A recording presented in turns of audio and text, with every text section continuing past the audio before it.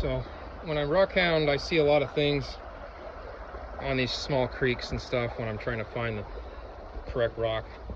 And then I run into some of this stuff, and it's just like frog eggs, but I don't know. There must be a lot of algae in this.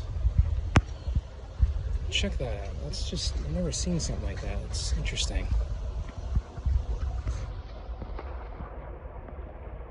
Wow.